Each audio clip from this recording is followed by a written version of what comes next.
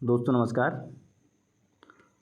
आज पश्चिम मध्य रेल के तीनों डिवीज़न में जूनियर स्टेनोग्राफर एग्ज़ाम का आयोजन किया गया था 10 सितंबर 2023 ईस्वी को, जो भोपाल मंडल, कोटा मंडल और जबलपुर मंडल के अंतर्गत आयोजित किया गया था एग्ज़ाम। उसका आज हम लोग पेपर एनालिसिस देखने का प्रयास करेंगे। इसमें जो दिए हुए क्वेश्चन हैं उनको हम लोग देखने का प्रयास करेंगे। चलिए, तो बिना देरी किए हुए आज हम लोग इस क्वेश्चन पेपर का रिव्यू करते हैं और एक एक करके मैं पूरा 110 जो क्वेश्चन है 110 में 110 क्वेश्चन के सही आंसर बताने का प्रयास करूंगा। इसमें हो सकता है एक आधा क्वेश्चन जो मेरे जानकारी में नहीं होगा वो गलत भी हो सकता है, लेकिन इनकी संख्या बहुत कम, एक आध हो सकता है। ऐसा नहीं कि 5-6 क्वेश्चन गलत हो जाए, एक आध क्वेश्चन हो सकता है जिसका आंसर शायद मेरे को अभी तक नहीं मिल पाया है या मेरे नॉलेज में नहीं है, वही आंसर मैं नहीं दे पाऊँगा। अन्यथा सभी 110 के 110 क्वेश्चन देने का मैं प्रयास करूँगा। चलिए, तो बिना देरी किए हुए वीडियो को हम लोग स्टार्ट करते हैं। पहला क्वेश्चन जो था कि CEO of Indian railway is, तो हाल ही में जो बदल गई हैं CEO, जो फर्स्ट लेडी हुई हैं CEO जया वर्मा श्री जो हैं, तो इसमें ऑप्शन नहीं था इसलिए मना कर दिया गया था। पहला और दूसरा क्वेश्चन जो है वो मना कर दिया गया था वहाँ पर परीक्षा हॉल में कि आप लोग इस क्वेश्चन का आंसर नहीं देंगे। चलिए, हम लोग तीसरे नंबर से क्वेश्चन से प्रयास करते हैं देखने का। पहला इसमें जो तीसरा नंबर क्वेश्चन है कि पश्चिम मध्य रेल किस वर्ष अस्तित्व में आया था, तो इसका सही आंसर है 1 अप्रैल 2003 ईस्वी को यह अस्तित्व में आया हुआ था। ठीक है। अगला क्वेश्चन जो पूछा गया है कि रेल व्हील प्लांट कहाँ स्थित है, रेल व्हील प्लांट कहाँ स्थित है। तो रेल व्हील प्लांट कहाँ स्थित है, देखिए इस क्वेश्चन को लेकर के कई जो स्टूडेंट बैठे हुए थे ना एग्ज़ाम सेंटर हॉल में, उनके बीच में एक ये ऊहापोह की स्थिति बनी होगी कि इसका सही आंसर क्या होगा। यलहंका, बेला, कपूरथला और गोरखपुर दिया हुआ था। देखिए दो जगह में ये लोग कंफ्यूज हुए होंगे स्टूडेंट, यलहंका और बेला। यलहंका में है व्हील फैक्ट्री है, जबकि प्लांट की बात किया जाए ना तो ये बेला में स्थित है। ठीक है, तो इस क्वेश्चन का सही जो आंसर हो जाएगा ये बी आंसर सही हो जाएगा। अगला क्वेश्चन है कि पश्चिम मध्य रेल के निर्माण से पहले जबलपुर मंडल किस रेलवे के अंतर्गत आता था, तो ये सीधी सी बात है सेंट्रल रेलवे के अंतर्गत आता था। ठीक है। अगला क्वेश्चन हम लोग देखने का प्रयास कर रहे हैं कि दक्षिण मध्य रेल में मंडलों की कुल संख्या कितनी है। इसका सही आंसर हो जाएगा कि दक्षिण मध्य रेल में मंडलों की संख्या 6 है। ठीक है। अगला क्वेश्चन है कि एक सरकारी कर्मचारी लेवल 2 में 42% DA के साथ 24,900 रुपये के मूल वेतन पर काम करता है। ठीक है। अब देखते हैं थोड़ा सा इधर करके कि यदि दिल्ली में उसकी पोस्टिंग हो जाती है, कर दिया जा रहा है, तो उसका जो परिवहन भत्ता वो कितना हो जाएगा। तो देखिए सिंपल ही है, इसको 3 कैटेगरी में बांटा गया है, A, B और C जो भी है XYZ। उसमें जो Z है वो 900 है, Y जो है उसमें 1800 है और जो X है उसमें 2700 रुपये बेसिक हो जाएगा। तो 2700 रुपये बेसिक प्लस उसमें आप 42% DA जोड़िएगा तो 3834 रुपया सही आंसर हो जाएगा। डी नंबर इसका सही आंसर हो जाएगा। ठीक है। अगला क्वेश्चन हम लोग देखने का प्रयास करते हैं कि लेवल 5 पर कार्यरत अराजपत्रित रेल कर्मचारी को कौन सा उच्चतर श्रेणी का ड्यूटी पास जारी किया जाएगा, तो ये सही इसका आंसर हो जाएगा 2nd क्लास A पास उसको दिया जाएगा। अगला क्वेश्चन है यदि केंद्र सरकार के कर्मचारी का मौजूदा मूल वेतन 42% की DA पर 22,600 रुपया है तो 10 दिनों का LHAP का वो नकदीकरण करना चाहता है तो उसको कितना रुपया मिलेगा। तो इसमें सिंपली कुछ नहीं करना था, आपको 6 से डिवाइड कर देना था। इस जो राशि है वो समथिंग ₹66 67 के आसपास आ जाएगा। अगला क्वेश्चन है, जोनल स्तर पर पीएनएम बैठक के सचिव कौन होते हैं? इसका सही आंसर हो जाएगा सीपीओ, चीफ पर्सनल ऑफिसर। अगला क्वेश्चन है, अध्यक्ष जो होते हैं हमारे जीएम महोदय होते हैं। अगला क्वेश्चन है, जांच अधिकारी की नियुक्ति से संबंधित आदेश का मानक प्रपत्र कौन सा है? तो ये मानक फॉर्म 7 दिया जाता है। नेक्स्ट क्वेश्चन है कि निम्नलिखित में से कौन उत्तर रेलवे के साथ साथ उत्तर पूर्व रेलवे का भी डिवीज़न के रूप में जाना जाता है? तो ये वाराणसी है। नेक्स्ट है, रेल कर्मचारी को दिए जाने वाले शैक्षणिक भत्ते की अधिकतम राशि कितनी है? सही इसका आंसर है बी, 27,000 रुपये। अगला क्वेश्चन है, भारतीय रेलवे में वित्त प्रबंधन संस्थान कहाँ स्थित है? तो ये सही इसका आंसर हो जाएगा बड़ोदरा में स्थित है। ठीक है, इसका आंसर बड़ोदरा हो जाएगा। अगला क्वेश्चन है, अगला क्वेश्चन आ जाता है अपना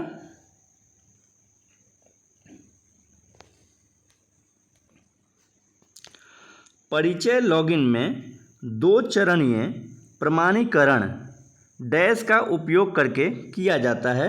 इसका सही आंसर हो जाएगा मोबाइल ओटीपी का प्रयोग करके किया जाता है। ठीक है, अगला क्वेश्चन है, एचआरएमएस में लेवल 6 कर्मचारी के लिए एपीएआर स्वीकृत करने वाले प्राधिकारी के रूप में किस रैंक का अधिकारी इसके लिए मतलब सक्षम होते हैं? तो ये देखिए, लेवल 6 तक जो होते हैं ये जेएजी लेवल के अधिकारी इसके लिए सक्षम होते हैं। बहुत लोग एसएजी बोल रहे थे, लेकिन इसका सही आंसर होगा जेएजी लेवल के अधिकारी सक्षम होते हैं। अगला क्वेश्चन है, अभिदाता सेवानिवृत्ति के बाद डैश वर्षों तक एनपीएस खाते में योगदान करना जारी रख सकता है? इसका सही आंसर हो जाएगा 70 वर्ष की आयु तक। अगला क्वेश्चन है, जीईएम को डैश के द्वारा डिजाइन एवं विकसित किया गया था? सही इसका आंसर हो जाएगा क्रिस। अगला क्वेश्चन है, चंद्रयान 3 को लॉन्च करने के लिए किस रॉकेट का प्रयोग किया गया था? तो LVM-3 का प्रयोग किया गया था। नेक्स्ट क्वेश्चन है, ये बढ़िया क्वेश्चन आया था कि निफ्टी सूचकांक के अंतर्गत कितने स्टॉक सूचीबद्ध किए गए हैं? सही इसका आंसर हो जाएगा 50। आयकर अधिनियम की कौन सी धारा के अंतर्गत करदाताओं को पात्र धर्मार्थ संस्थानों में मतलब डोनेट करने के लिए कहा गया है? तो इसमें हमको थोड़ा डाउट है इस क्वेश्चन में, क्योंकि मैंने इसको देखा था तो मेरे को याद आ रहा है कि 80 का सी इसका सही आंसर होगा, लेकिन बाद बाकी इसका देखते हैं कि क्या इसका आंसर आता है। हमने देखा था इसका 80 का सी कहीं पढ़ा भी था मैंने आयकर अधिनियम में, तो 80 का सी मैंने पढ़ा था।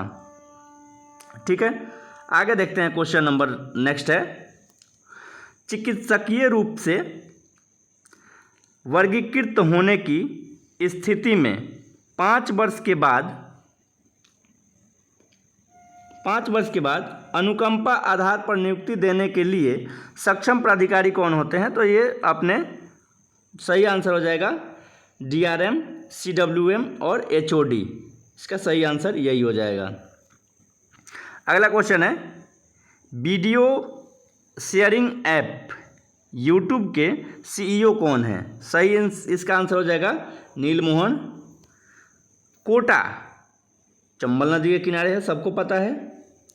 राजपत्रित अधिकारी का सेवा रिकॉर्ड किस विभाग के पास रखा जाता है? तो ये अकाउंट्स विभाग में रखा जाता है। आगे देखते हैं, उम्मीद को डिजाइन एवं विकसित किया है? तो साउथ सेंट्रल रेलवे के द्वारा इसको डिजाइन एवं विकसित किया गया है। अगला क्वेश्चन है, ग्रेच्युइटी की अधिकतम सीमा एवं न्यूनतम योग्यता सेवा अवधि ग्रेच्युइटी अनुदान के लिए पात्र माना जाएगा कितना उसका। तो देखिए अधिकतम ग्रेच्युटी की जो राशि है वो 20 लाख है और न्यूनतम 5 वर्ष की सेवा अगर आपने कर लिया है तो आपको ग्रेच्युटी का बेनिफिट दिया जाता है। ठीक है, तो यही आंसर हो जाएगा 20 lakhs एंड 5 ईयर सर्विस। कुछ इसका आंसर बी हो जाएगा। आरबीआई की मौद्रिक नीति के अनुसार वर्तमान वैधानिक तरलता अनुपात क्या है? सही इसका आंसर हो जाएगा 18%। निम्नलिखित में से कौन सा पेंशन फंड सरकारी क्षेत्र के लिए एनपीएस के तहत पंजीकृत है? इसका सही आंसर हो जाएगा यूटीआई, बी आंसर हो जाएगा। अगला क्वेश्चन है फेमिना मिस इंडिया 2023, सही इसका आंसर हो जाएगा नंदिनी गुप्ता। नेक्स्ट क्वेश्चन है, क्वेश्चन का स्तर खराब नहीं था, बहुत ही अच्छे स्तर के क्वेश्चन पूछे गए हैं।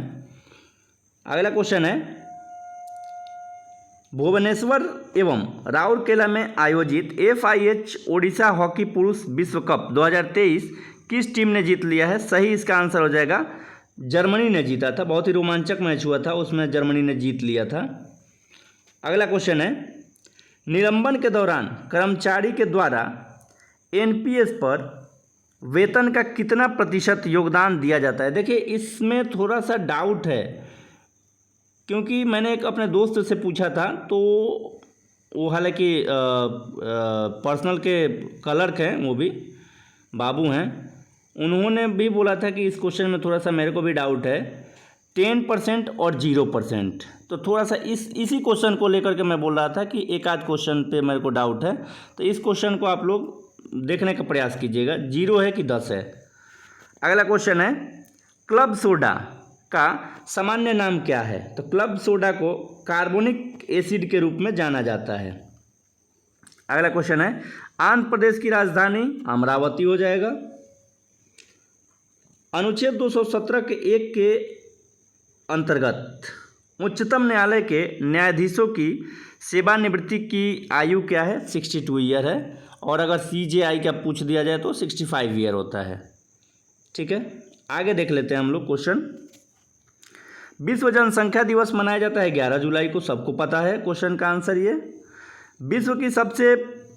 विश्व की सबसे मुलायम धातु, देखिए ये हम पारा जो धातु है, पारा धातु चूँकि प्लेटिनम जो है वो सबसे कठोर धातु होता है, पारा जो होता है सॉफ्ट होना चाहिए हमारे हिसाब से इस क्वेश्चन का आंसर। विश्व की सबसे लंबी नदी तो नील नदी है। अगला क्वेश्चन है कि रबी फसल की कटाई, तो देखिए अप्रैल से इसका जून आंसर हो जाएगा सी। नेक्स्ट है मासिक उपयोगकर्ताओं के संदर्भ में निम्नलिखित में से दुनिया का सबसे बड़ा सोशल मीडिया प्लेटफॉर्म कौन सा है? तो इसका सही आंसर हो जाएगा फेसबुक। इसमें अगला क्वेश्चन जो पूछा गया है PFRDA का पूर्ण रूप क्या हो जाएगा? तो पेंशन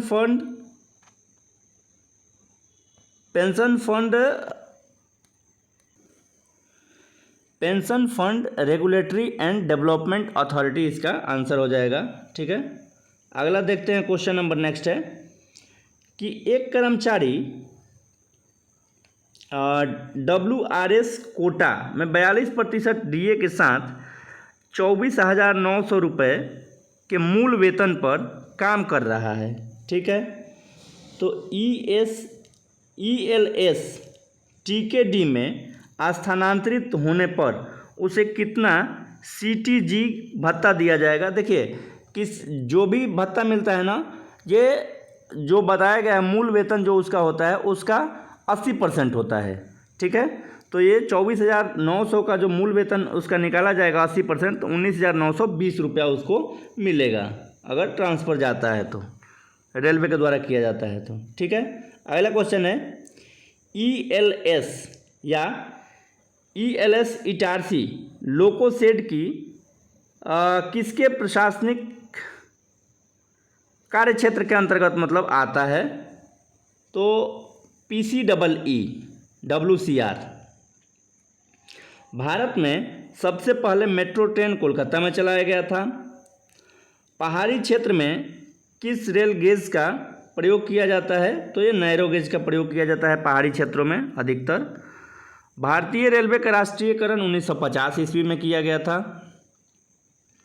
अगला क्वेश्चन है कि भारत के सुदूर पूर्व में कौन सा रेलवे स्टेशन है? तो लेखापानी सही इसका आंसर हो जाएगा। अगला क्वेश्चन है कि बरगी बांध को कब चालू किया गया था? सही इसका आंसर हो जाएगा 1988 ईस्वी में। फुल फॉर्म ऑफ BOS का पूछा गया है तो बुक ऑफ सैंक्शन हो जाएगा इसका आंसर, सही आंसर। एक कर्मचारी के अवकाश खाते में 160 LHAP है। यदि कर्मचारी 40 दिनों की परिवर्तित छुट्टी लेता है तो उसके खाते में अब कितने LHAP बच जाएगा? तो इसका सही आंसर हो जाएगा 40 गुना के 80 घटा दीजिए उसमें से, इसका सही आंसर हो जाएगा 80। ये हमारे रेलवे सामान्य ज्ञान की परीक्षा में पूछे गए कुछ क्वेश्चन थे, जो 50 इनकी संख्या है। अब 50 हिंदी से संबंधित क्वेश्चन पूछे गए हैं, तो उनको भी हम लोग देखने का प्रयास कर लेते हैं। ठीक है, चलिए। इसमें 51 नंबर है कि क्वेश्चन दिया हुआ है कि इसका विलोम शब्द चुनना है। तो मृदु क्वेश्चन दिया है, मृदु का विलोम शब्द क्या हो जाएगा? कठोर हो जाएगा। ऋणात्मक तो धनात्मक हो जाएगा। कलुष तो कलुष का निष्क्लुष हो जाएगा। अगला है चिरंजन का इसका हो जाता है नस्वर। ठीक है, चिरंजन का नस्वर हो जाएगा। सन्यासी का गृहस्थ हो जाएगा। स्वकीय जो है, स्वकीय का पराकिया, सही इसका हो जाएगा विलोम। एकाधिकार तो अनेकाधिकार। श्री गणेश तो इतिश्री हो जाता है। आकर्षण विकर्षण। उपमान का सही आंसर हो जाएगा व्यतिरेक, उल्टा हो जाएगा इसका व्यतिरेक। अगला है समानार्थी शब्द को चुनना है, मतलब सिमिलर वर्ड होना चाहिए। ठीक है, आकाश जो है, आकाश का व्योम हो जाएगा, जो दिया हुआ ऑप्शन है उसके अनुसार। कपाल का माथा हो जाएगा। छंद का क्या हो जाएगा? तो पद हो जाएगा। ठीक है, नागर का नगर हो जाएगा। आकाश का इसमें नभ हो जाएगा। नेक्स्ट है, दो जगह आकाश पूछ दिया है। अंधकार का तिमिर हो जाएगा। निधन का देहावसान हो जाएगा। नियति जो है, नियति का सही आंसर क्या हो जाएगा? तो भाग्य हो जाता है इसका समानार्थी शब्द अगर पूछा जाए तो। अलंकेश का मेरे को एक नहीं मिल पाया है कि इसका सही आंसर क्या हो जाएगा, क्योंकि मेरे को भी नहीं इसका पता चला था। अनुपम का सही इसका आंसर हो जाएगा अद्वितीय होता है। अनुपम का क्या होगा? अद्वितीय होता है। ठीक है, सही जो है बहुवचन इसका बनाना है। साधु तो साधु का बहुवचन साधु ही होता है। ठीक है, श्रीमती तो श्रीमतियाँ हो जाता है। नेक्स्ट है गीदड़ तो गिदड़निया। गीदड़ का गिदड़िया। गीदड़ का क्या हो जाएगा? गिदड़िया हो जाता है।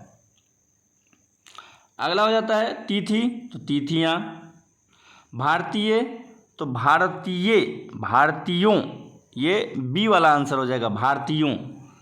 ठीक है, गुड़िया तो गुड़िया हो जाएगा। पाठकगण हो जाएगा। बेटा का सही आंसर होगा बेटे, बहुवचन बेटे होता है, बेटो नहीं होता है, बेटे होता है। जाति तो जातियाँ हो जाएगा। नेता का नेता ही होता है, बहुवचन भी। ठीक है, सही संधि विच्छेद करना है। 81 नंबर देख लेते हैं।